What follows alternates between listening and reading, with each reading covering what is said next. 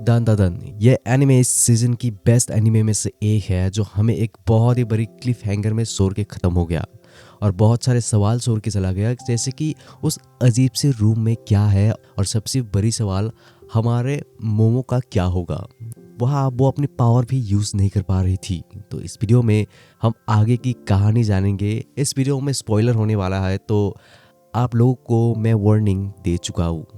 जब यहाँ वो थर्की अंकल्स आके मोमो पे सरने आते हैं, तभी अचानक कोई चीज आके एक अंकल के ऊपर गिर जाता है। मोमो कुछ भी समझ नहीं पाती और तभी बाकी सभी के ऊपर पूरी घर ही टूट के गिर जाता है। जब मोमो वहां से बाहर निकल के भागने निकलती है, तभी उसे एक थर्की आके पकड़ लेता है, लेकिन उसके भी कुछ करने से पहले पूरी दीवार ही आके उसके ऊपर गिर जाता है और मोमो को एक भी खरोच नहीं आती। वो कंफ्यूज हो जाती है कि यहाँ अभी क्या हुआ, और तभी वहाँ पानी में टर्बो ग्रैनी निकल आती है। मोमो सोचती है कि ये सब उसने की है, बट वो कहती है कि उसने कुछ भी नहीं की, ये घर पहले से ही बहुत ही पुराना था। फिर वहाँ पे पुलिस आके जब उन थर्की अंकल्स को देखते हैं, तभी सभी उन्हें मारने के लिए उनके पीछे निकल जाते हैं। इसी दौरान यहाँ जीजी के घर में वो आंटियां आके बहुत सारे खाना निकाल के सुअर की जैसे खाने लगती है। कुरुन पूछता है कि ये सब कौन है, तब जीजी उसे बताता है कि ये असल में उनकी घर का लैंड लेडी है। जीजी यहाँ असल में भारे में रहता है और वो आंटी जीजी को बिना कहे गायब हो जाने की वजह से बहुत ही डिसअपॉइंट होती है। तो तब जीजी बहाना देता है कि ओकुरुन उसका दोस्त है जो यहाँ आना चाहता था। आंटी फिर भी विश्वास नहीं करती और उसे बंदूक की नोक पर वार्न करती है कि उन्हें तो पता ही होगा कि यहाँ पहाड़ में कितने सारे एक्सीडेंट होते हैं। ये कहते ही वहाँ एक पुलिस आ जाता है, जिसके साथ उन बदमाश अंकल्स को ले आता है जो असल में उस आंटी की ही फैमिली है, और वो पुलिस उनके साथ है। एक आके जब जीजी को देख के उसे पूछने आता है कि वो कहाँ गया था, तब वो उसे भी ओकुरुन के बारे में कहता है, लेकिन वो अंकल उस पर शक करता है। तो वो ओकुरुन से पूछता है कि जीजी का फेवरेट फुटबॉल टीम कौन है। ओकुरुन बिल्कुल सही गेस करता है, क्योंकि वॉल में बहुत ही बड़ा पोस्टर होता है। लेकिन उसके बाद जब आंटी पूछती है कि उनके साथ एक लड़की भी आई थी, तब जीजी मना कर देता है, लेकिन आंटी को पता चल जाती है कि वो झूठ बोल रहा है। इसी दौरान यहाँ मोमो एक श्राइन में आती है, जहाँ उसे एक अजीब सा बंदा मिलता है जो उल्टा होके कुछ कर रहा होता है। उसे देख के वो वापस खड़ा होके उसे बताता है कि वो एक बोट ट्यूबर बनना चाहता है, क्योंकि ऐसे उसे ज्यादा पैसा नहीं मिलता।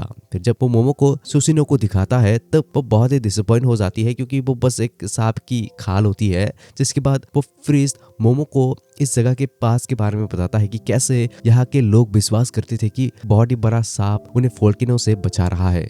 जब उसे भूख लगता है, तब वो सांप वोल्केनो इरप्ट कर देता है, और उसकी भूख मिटाने के लिए गांव के लोग उसे एक गांव की बच्चे को ऑफर करते थे, जिस वजह से पिछले 200 सालों से यहाँ कोई भी वोल्केनो इरप्ट नहीं हुआ और उन्हें हॉट स्प्रिंग मिला। और ये सांप की खाल असल में उस लेजेंड की ही खाल है, जो दिखने में ऐसा बिल्कुल भी नहीं लगता। और वो प्रीज वहाँ इसलिए है ताकि गांव के लोग किसी इंसान को फिर से ऑफर करने जैसे मिस्टेक दोबारा ना करे। इन सब से डिसअपॉइंट होकर जब मोमो वापस घर आता है, तब वो वहाँ जीजी और ओकुरुन की हालत देख के शौक हो जाती है। उन दोनों को कीतो फैमिली मिलके पूरी तरह से पीट देते हैं। मोमो गुस्सा होके उन सभी बदमाश अंकल को मार लगा देती है, लेकिन एक उसे पीछे से पकड़ लेता है, तभी उसके बैग से टर्बो ग्रैनी निकल के उसे हटा देता है। उसके बाद बदमाश अंकल्स उसे शांत होने कहता है, लेकिन तभी वो लीडर आंटी आगे मोमो पे हमला कर देती है, जो बहुत ही पावरफुल और काफी स्किल होती है, और मोमो को मार के उसे उस अजीब सी रूम में डाल देती है और कहने लगती है कि क्योंकि वो उनके फेस्टिवल को डिस्टर्ब की है,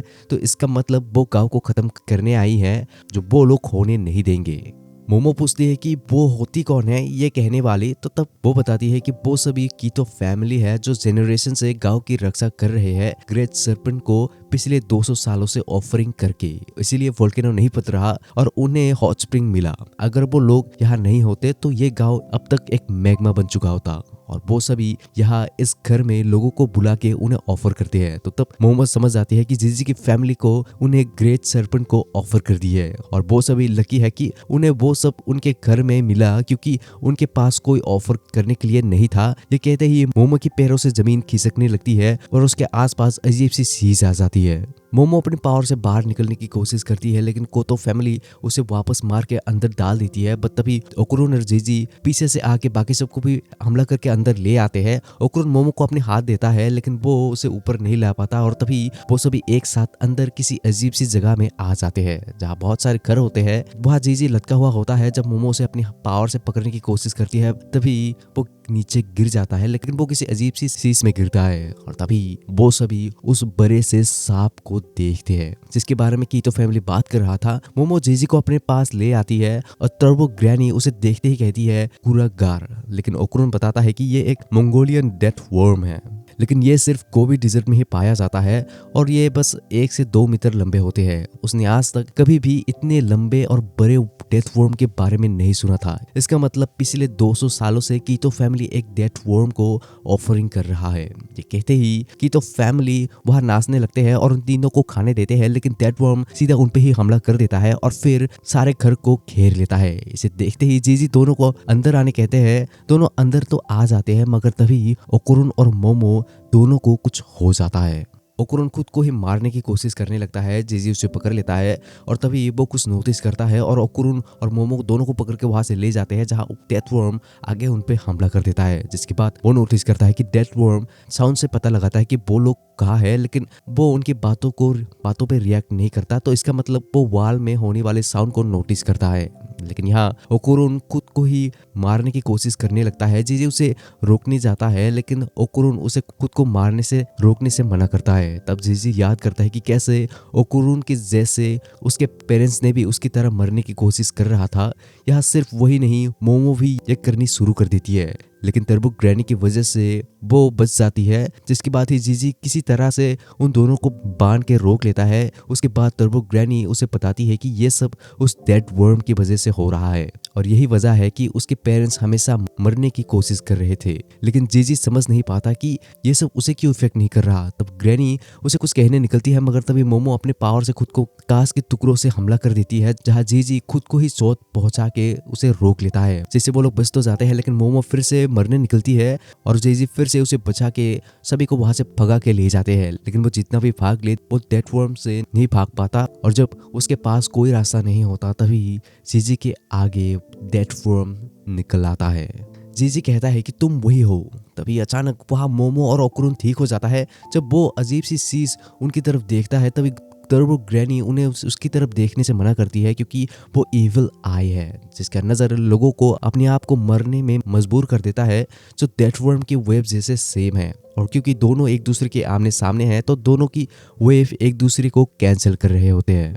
अब डेथ वर्म हिलना बंद कर देता है तो इसी सांस में ओकुरुन जाके उसकी टुकड़े कर देता है, लेकिन डेथ वर्म उसी टुकड़े से फिर से अपना मुंह निकाल लेता है। जब जीजी इविल आई को उसके पेरेंट्स को मारने का दोष देता है तभी वो उसके सामने आके उसके आंखों में देखता है और तभी वो उसके पास में चला जाता है, जहाँ वो छोटे बच्चों को बाहर खेलते हुए देखता था और उसे एक घर में कैद करके रखा गया था बिना खाना और पानी दिए। वो बस उन बच्चों के साथ खेलना चाहता था, लेकिन एक दिन जब टाइम आया तब उसे वोल्केनो के सामने उन बदमाश आंटियों ने सेक्रीफाइस कर दी थी, लेकिन वो पूरी तरह से नहीं मरा था। और एक दिन अचानक वो अपने सामने एक फैमिली को पाता है जहाँ सिर्फ उनका बच्चा ही उसे देख पाता है और उसे देख के बहुत ही डरता है। उसके पेरेंट्स उस बच्चे को समझाता है कि वहाँ कोई भी नहीं है, लेकिन वो देख सकता है। और जब वो उसके सामने नाच के दिखाता है तब वो बहुत ही रोता है। जिसके बाद एक दिन उस बच्चे के पेरेंट्स फांसी लगा के खुद को मार देता है और तब वो नोटिस करता है कि अंदर कुछ तो है। और फिर उनके घर में वो बदमाश आंटी आ जाती है और उस बच्चे को सेक्रीफाइस की तरह यूज करने के लिए उसे घर के साथ ही वही दफना देता है। इविल आई ने कोशिश की थी, लेकिन वो उसे नहीं सुरा पाता और तभी उसने डिसाइड किया कि वो उन सभी को मार देगा। ये कह के वो उस बच्चे के साथ समान हो गया और ऐसे इविल आई का जन्म हुआ। यहाँ प्रेजेंट में मोमो जीजी को वापस होश में ले आती है और यहाँ ओकुरुन डेथ वर्म को अपने पीछे भगा रहा होता है, लेकिन यहाँ जीजी इविल आई के साथ वो वहाँ पे रहने वाले सारे घर के सबसे नीचे चला जाता है, जिसके अंदर एक दरवाजा होता है। तो जीजी उसे खोल देता है और अंदर उसे इविल आई का लाश मिलता है जो पिछले 200 सालों से वही था। मोमो भी वहाँ आ जाती है और जीजी कहता है कि वो इतने टाइम से यहाँ था और उसे बचा रहा था। तब वो ग्रैनी उसे वार्न करती है कि वो नहीं है जो वो सोच रहा है, वो एक योकाई है जो लोगों को खुद को मारने में मजबूर करता है, लेकिन जीजी नहीं मानता और कहता है कि वो अलग है। तभी डेथ वर्म इलेक्ट्रिक शॉक देता है और वो सभी जमीन में किसी चिपचिपे शीश में फंस जाते हैं जो वो वर्म अपने मुंह से निकालता है। लेकिन यहाँ जीजी किसी ही और ही दुनिया में होता है। वो असल में इविल आई के पास में होता है जहाँ वो जीजी के साथ खेलने के बारे में पूछता है, जिसके लिए जीजी तुरंत मान जाता है और उसके साथ सारा जीवन खेलने के बारे में कहता है। और तभी अचानक जीजी को कुछ हो जाता है और यहाँ डेथ वर्म भी उन्हें ढूंढ लेता है और उन्हें मारने आता है। बट तभी जीजी अचानक बहुत ही पावरफुल बन के उस पर वार कर देता है और कहता है कि फाइनली ये बॉडी उसकी है जिसके साथ वो सारे इंसानों को खत्म कर देगा। ये सुनते ही टर्बो ग्रैनी मोमो को वार्न करती है और इविल आई सीधा उस पर वार कर देता है और कहने लगता है कि अब से ये बॉडी उसका है। लेकिन यहाँ डेथ वर्म अपनी इलेक्ट्रिक शॉक देता रहता है जिसे इविल आई अपने बैरियर से रोक लेता है और गुस्सा होकर वो उस घर में रहने वाले सारे सेक्रीफाइस होने वाले लोगों की स्पिरिट को एक बॉल बना के उस पर वार कर देता है जो डेथ वर्म की हालत खराब कर देता है, जो भागने में मजबूर हो जाता है। यहाँ मोमो समझ नहीं पाती जीजी का क्या हुआ, तो तब ग्रैनी उसे समझाती है कि जीजी का स्पिरिचुअल पावर बहुत ही रेयर है और उसकी बॉडी एथलेटिक है जो कोई भी योकाई लेना चाहेगा, इवन वो भी।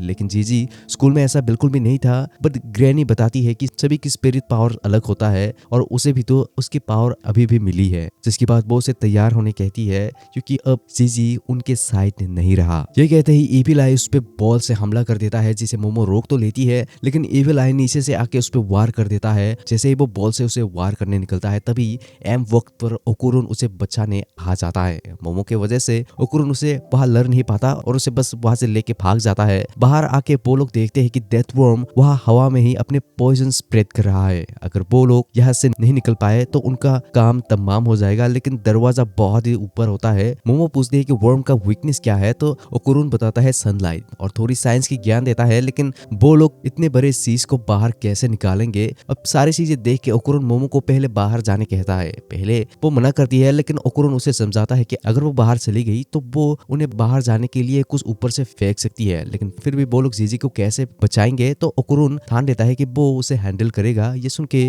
मोमो उसे प्रॉमिस करती है कि वो उसे सेव करेगी और उसे जीजी का ख्याल रखने कहती है। तो उसके बाद ओकुरुन मोमो को एक सोफे में बिठा के ऊपर की तरफ पुश कर देता है और मोमो अपने पावर से थोड़ी सी पुश करके ऊपर किसी तरह से सर जाती है। लेकिन तभी यह इविल आई ओकुरुन को ढूंढ लेता है। ऊपर आके मोमो जल्दी से कपड़े फाड़ के उनके लिए रस्सी बना के नीचे फेंकता है, लेकिन वो बहुत ही कम होता है। तो तभी उसे एक आइडिया आती है और वो घर के सारे कागजों को आग लगा के पूरी घर को ही जला देती है और फायर डिपार्टमेंट को किसी को कॉल करने कहती है। कुछ ही देर में फायर डिपार्टमेंट आ जाते हैं। यहाँ अंदर जीजी और ओकुरुन के बीच घमासान लड़ाई शुरू हो जाता है। ओकुरुन बस उसके वार को डॉज कर रहा होता है, लेकिन वो कितना भी भाग ले वो उसे एक बार खाता ही है। लेकिन यहाँ डेथ वर्म की वजह से दोनों की बॉडी में असर करना शुरू हो जाता है। तो तभी इविल आई ओकुरुन को किसी कर्स हाउस में बंद कर देता है।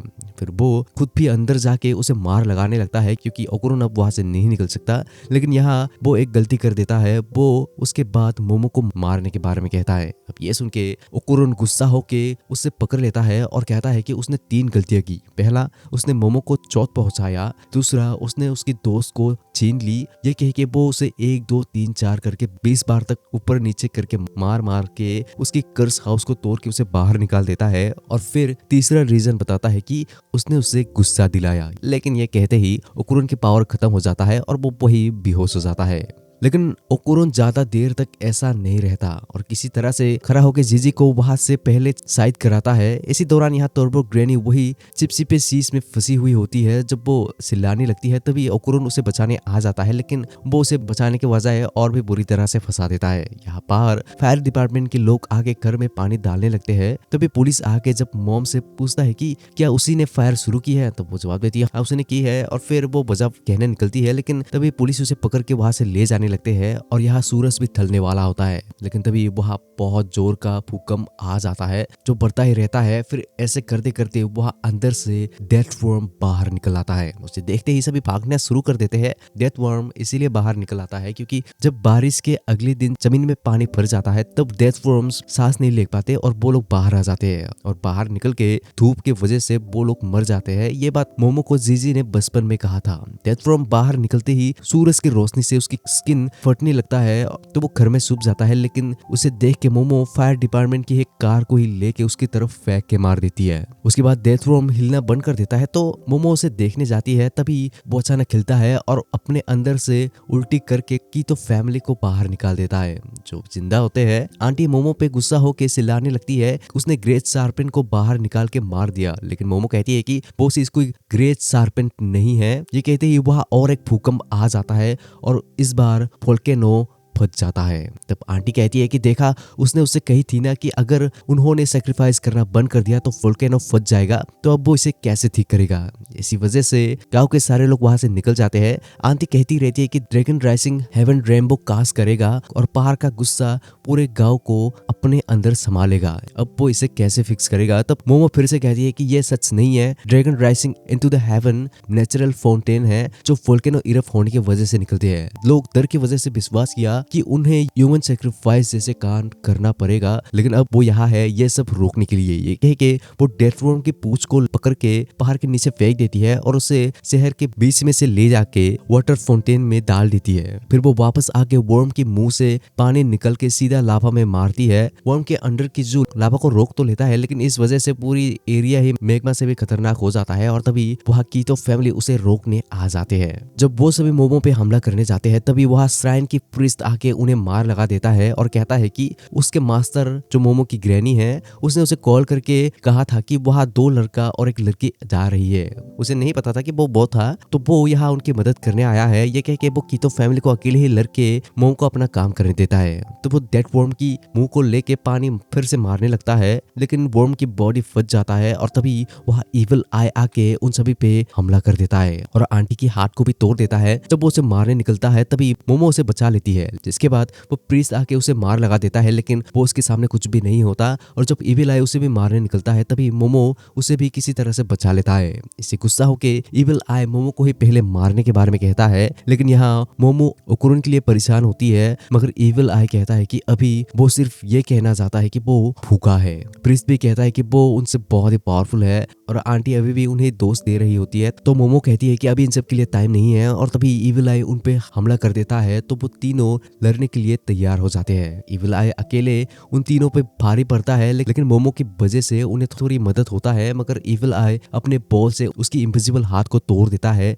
फिर जब वो प्रीस्ट को मार के मोमो को मारने आता है तभी उसे कोई पंच लगा देता है और पूछता है कि क्या वो ठीक है। तब मोमो देखती है कि वहाँ एलियन बॉक्सर आ गया है। जब वो पूछते है वो यहाँ अपने बच्चे के साथ क्यों वापस आया, तब वो अपनी कहानी बाद में बताने के बारे में कहता है और तभी ऊपर से रोशनी आती है जहाँ से तोरू और उसके ऊपर मोमो की ग्रैनी आ जाती है। आते ही ग्रैनी उसके स्टूडेंट को कुछ कहता है और नीचे आके बॉक्सर और ग्रैनी दोनों से लड़ना शुरू कर देते हैं। ग्रैनी की स्किल वाकई में बहुत ही कमाल की होती है और जब वो इविल आई को मार लगा देती है तभी वो तोरू को आने देती है। तो तोरू दौड़ के उसके पास आता है, जिसे आते ही इविल आई वापस खड़ा होकर उसे मार लगा देता है, जहाँ वो पूरी तरह से फट के इविल आई को अपनी बॉडी पार्ट से घेर लेता है, जिसके अंदर ग्रैनी का स्टूडेंट कुछ स्पेल कर देता है। उनका प्लान काम कर जाता है, वो लोग इविल आई को सक्सेसफुली पकड़ लेते हैं। फिर एलियन बॉक्सर का बच्चा उनकी स्पेसशिप से वर्म की बॉडी का यूज करके चारों तरफ पानी मार देता है और यहाँ ग्रैनी उसकी स्टूडेंट को गाली देने लगती है कि उसने क्यों इतना देर कर दिया। फिर जब वो मोमो को ओकुरुन के बारे में पूछती है तभी वो देखती है कि वो तो बाहर नहीं है, क्योंकि मोमो और एलियन बॉक्सर ओकुरुन को बचाने आते हैं, लेकिन वहां जाके वो दोनों देखते हैं कि वो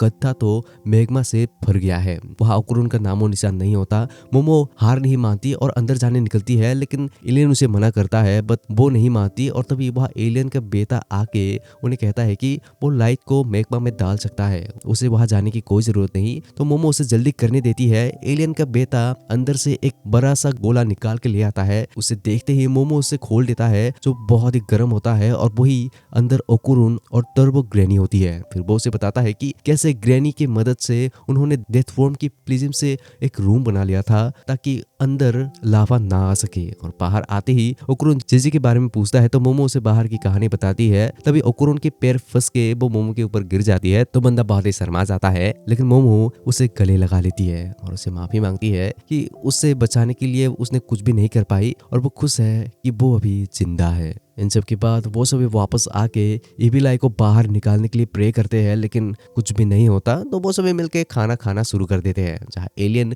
मोमो को बताता है कि वो इसलिए वापस आया क्योंकि जो उसने गाय ले गया था वो दूध देना बंद कर दिया। इसलिए उसे वापस आना पड़ा। और क्योंकि उन्हें जिंदा रहने के लिए दूध की सख्त ज़रूरत है, तो इसीलिए उसने डिसाइड किया कि अब से वो यही पृथ्वी में ही रहेगा। इसके लिए ओकुरुन और आयरा बहुत ही खुश होते हैं, लेकिन यहाँ ग्रैनी और उसका स्टूडेंट जीजी को लेकर परेशान होते हैं, क्योंकि शायद उसे अभी के लिए ऐसे ही रहना पड़ेगा और वो श्योर नहीं है कि वो उसे पूरी तरह से एक्सरसाइज कर पाएगा कि नहीं। और अगर उन्होंने कर भी दिया तब भी जीजी के अंदर कुछ तो रह ही जाएगा। तभी तोरू कुछ गर्म खा लेता है और वो खाते ही अचानक उसे कुछ हो जाता है और वो अजीब बिहेव करने लगता है। जब तोरू मोमो को मोमो कह के बुलाता है तब वो नोटिस करती है कि वो तो जीजी है। वो सभी श्योर नहीं होते, तो ग्रैनी तोरू को धीरे से अपने शहर को खोलने कहती है। उसके शहर खोलते ही अंदर जीजी अजीब सी मुंह बना के निकल आता है, जो सभी को ठीक देख के बहुत ही खुश होता है। अब ये सब उन्हें कुछ भी समझ नहीं आता, तो ग्रैनी मोमो को ठंडा पानी ले आने कहती है, तो वो ले आती है और उसे जब ग्रैनी जीजी के मुंह में मारती है तभी वो वापस इविल आई में बदल जाता है और उन्हें मारने के बारे में कहता है। तो ग्रैनी वापस गर्म सूप लेके उसके मुंह में मारती है और वो फिर से जीजी में बदल जाता है। यानी कि अब जीजी और इविल आई एक ही बॉडी में फंस गए हैं। और इसी के साथ ये वीडियो यहीं पे ख़त्म। अगर आप लोगों को वीडियो पसंद आया तो इसका नेक्स्ट पार्ट ज़रूर आएगा। देखने के लिए बहुत बहुत शुक्रिया। पसंद आया है तो लाइक करो और ऐसे वीडियोस देखने के लिए सब्सक्राइब करो।